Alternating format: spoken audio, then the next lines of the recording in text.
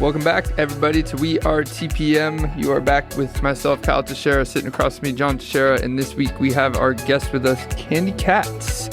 Loan Depot, yes. We'll let her introduce herself. This week we are going to talk with Kandy about mortgage hacks in our current market. So thanks for coming, Kandy. Really appreciate you. So Kyle, you and I have talked a lot about over the past weeks. We've talked about recessions and raising interest rates going up, how that's affecting the housing market, investors when they're thinking about buying, but just the average buyer, right? The interest rates, the everything that's happening is affecting how we do things. Kandy has a unique strategy that's, I don't want to say it's unique, but something that people aren't thinking about as a strategy to help them get into homes at a lower cash flow for investors, right? Or just a lower out of pocket for that home buyer that wants to get into their first home or their move up home. Higher cash flow for investors. Lower out of pocket. More cash flow. Yeah. less out of pocket. Yes, I got that backwards. Increasing affordability. We've talked a lot about recently about the steps that the market has taken and how it's pushing people out, buyers that were shopping already out of the market due to affordability and interest rate reasons. So Kandy, let's let you take it and explain what is a seller credit. Kandy, hopefully we don't get interrupted by Mother Nature again. This is take 2, and I appreciate you coming and doing this with us. Let's for the causes, since we're running out of time, and let's break this down into the 2 ways that you've kind of got 2 little hacks. Let's break it down into those and simplify it a little bit. Absolutely. Yeah. So thank you guys again for having me on here. The mortgage hack is nothing genius per se, but I think it's a good way to help introduce this strategy to both buyer and sellers. As we're starting to see our market move over to a buyer's market, I think this is great to have just in your back pocket. And let's reel in those buyers that qualified 3-4 months ago that unfortunately said, hey, we need to pump the brakes. Let's wait to see rates go down before I resume my shopping. A lot of people on the sidelines. I'm sorry? There's a lot of people on the sidelines, isn't there? Yeah, there is. And it's unfortunate because now here we are, we have the inventory, the competition will be less, and people are wanting to purchase, but they can't afford it.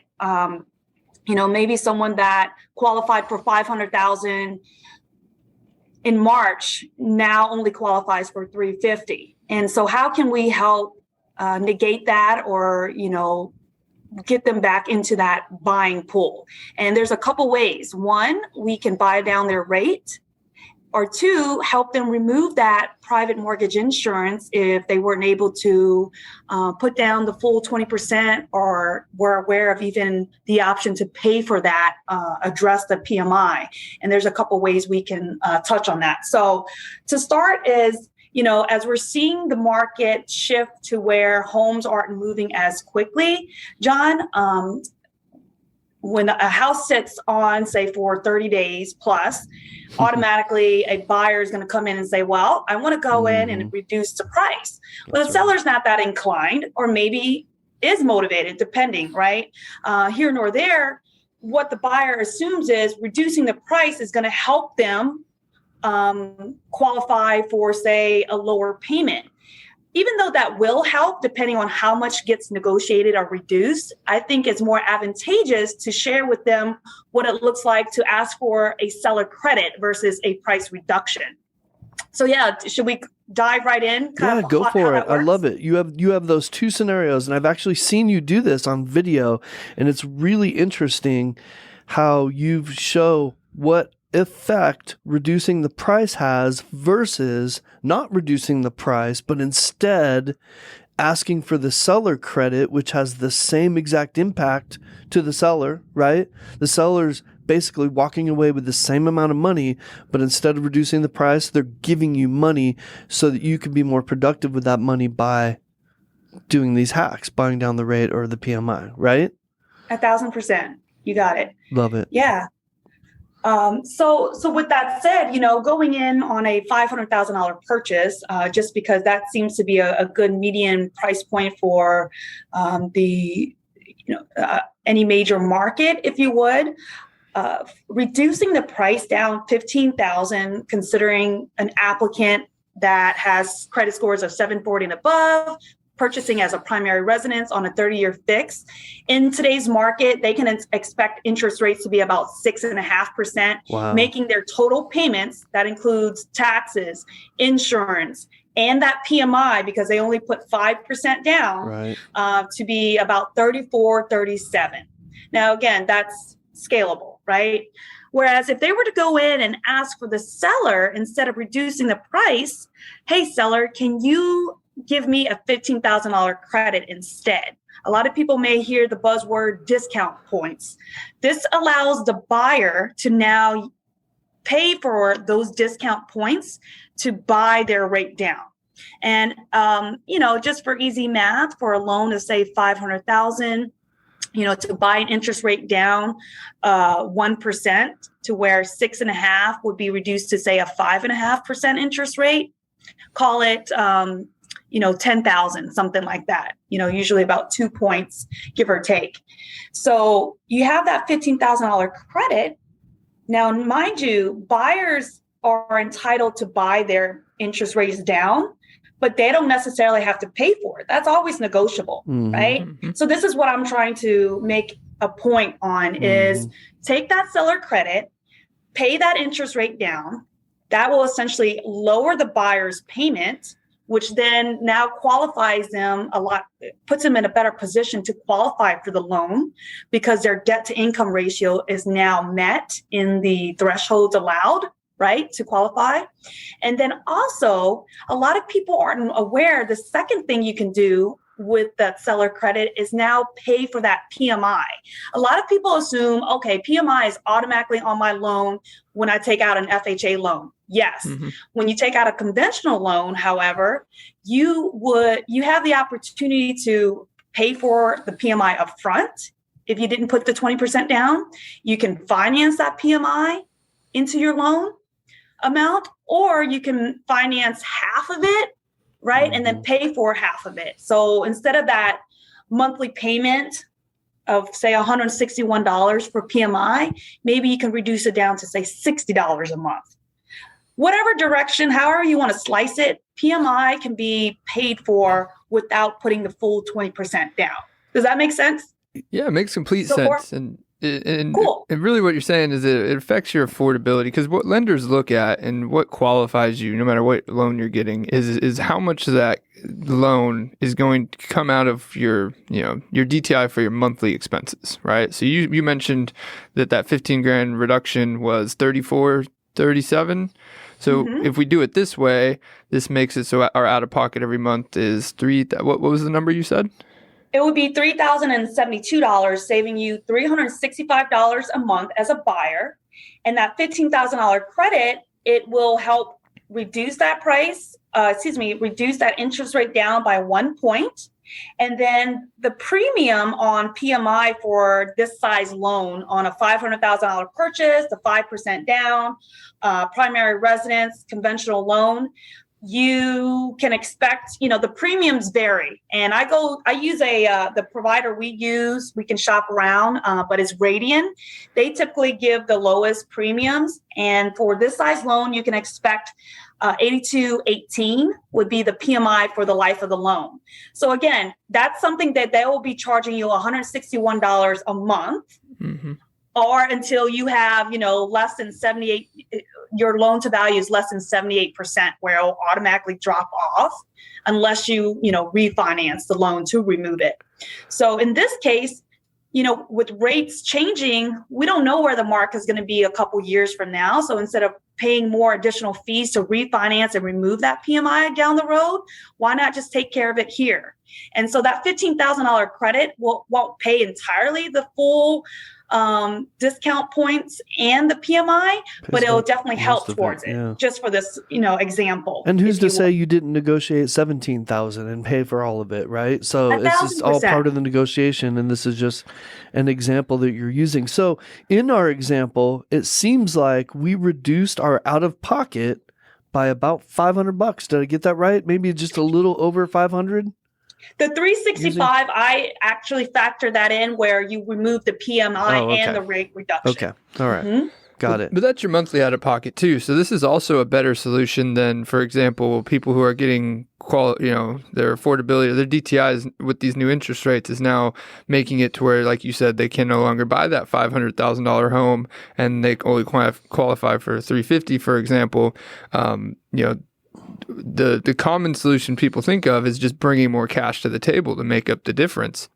It sounds like this allows you to, you can bring, even if you don't get the seller credit, you could bring a little bit more cash to do these same things, and not to the extent of $150,000. Does that make sense? Yeah. So right? What I think I'm seeing right now in this market is buyers were having to bring the extra cash to the table in the last 6 months onward, let's say, due to appraisal gaps, right? Not only were they responsible to bring down payment, closing costs, all of this, waive appraisals, things of that nature, and maybe bring that extra $20,000, $40,000 to the table to cover the appraisal gap. Instead, let's take a step back now as prices on homes are correcting itself. Where can we see the money cash to table to really help the buyer? Because to your point, that $365 savings can give someone, call it an extra $150,000 to $200,000 buying power, right? So what was now what they were qualified for, like I said back in March, maybe a $500,000 purchase, to now be reduced down to, say, a $350,000 purchase. We can either get them back to that $500,000 to get them into that home that they're wanting, or most importantly, just be able to qualify them to purchase a home while keeping their payments affordable, and still qualify within the allowed thresholds, because Fannie and Freddie is going to be changing those guidelines here fairly soon. I know that's the rumor, where 43% back end DTI is what's allowed conservatively on a conventional loan, will now be reduced down to, say, 36%, what is allowed on a manual underwrite. This is kind of going to start out for more refinance cash out opportunities. I'm not sure if that's going to come here soon for the purchase side, but we're seeing the changes. What happened back then was banks stopped lending. Banks were closing. Tellers were out of a job, So I think a lot of people ask, hey, when is a good time to buy? It's when you qualify. That's truly that's my response on it. I love it. We've always said that. When's a good time to buy? It was now. Anytime. Yeah. Now, because the best time to buy was 6 months ago or 5 minutes. That's right. It's always in the Get in the game, start building your tree of wealth, Kandy. That's what we are all about. So, hey, we're talking about this hack in perspective of reducing or a contracting market, but not all markets are contracting. As a matter of fact, not all homes. Some homes are still flying off the market with multiple offers. That's still happening. So I want to point something out that I'm sitting here thinking about. You could still use this hack. The appraisers, the lenders, everybody involved in the transaction are so used to seeing a sales price that is above asking. It's not going to be out of the norm to end up negotiating with somebody at a $15,000 higher price than, okay, we've negotiated this at $480. Now what I'd like to do is bump that up to $495, ask for a seller, right? Correct. We used to do those things all the time. Yeah. I want to just add on that. I bought my first house in Plano, Texas in 2005, which was a buyer's market then. And I recall paying for my closing costs.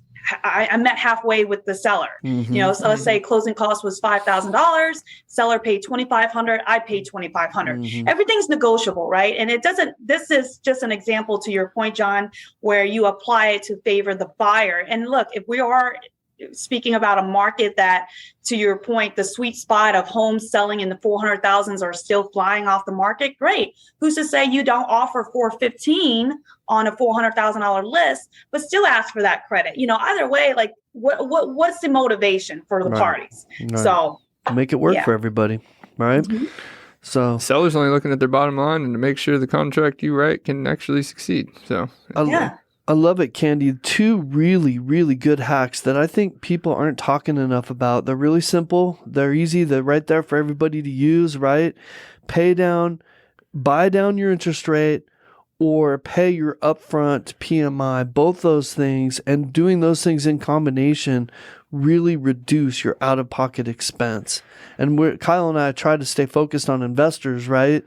And how they look at things. That's really important for investors, isn't it, Kyle? Yeah, we've talked a lot about at multiple episodes. We've talked about the time value proposition of money, right? And this keeps more money in your pocket to do other investing. This monthly payment is taking, like Kandy said, $360 a month less out of your pocket. That can now be put into other investments, and especially at scale, this can make a huge difference.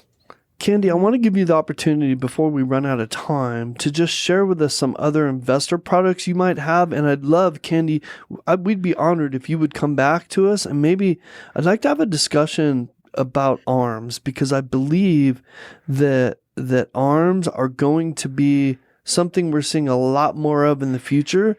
Has a really negative connotation from the past, and rightly so, right? Definitely. But they're being done differently now. I think they need to have a different perspective. And Kandy, I'd love to get your perspective on it. Would you come back and share that with us at a later date? Be delighted to be invited back. Yeah, absolutely. Awesome. And for our viewers, an ARM is not just a limb; it's an adjustable rate mortgage. So well, they're attached to my shoulders. My arms are attached to my shoulders. So. Hey, Kandy, what do you got? You've got mortgage is what it's short for. Yeah. Adjustable rate mortgage. Adjustable rate mortgage. I'm sorry. Thank you for not allowing me to use jargon like that, Kyle. We appreciate that. Kandy, quickly, I know you need to go, so quickly share with us a couple interesting products you have for your investors out there. Tease our audience a little bit. And leave us with some contact information, would you? Absolutely. Yes. So one of the most popular programs I've been writing lately is our DSCR. It's short for debt service coverage ratio. And basically, if you are new to investing or a seasoned investor, this is geared towards cash flowing properties. So for example, if you're a BRRRR strategist, maybe you're fixing and flipping and decide to hold the property. This is ideal. It applies for the DSCR loan. And then we have the hard money loan, which same deal, you need to have at least 20% down. So the max loan to value is 80%. There are ways that you can put a minimum of 10% down if you were able to find the property lower than the market value. But I won't dive into too depth with that.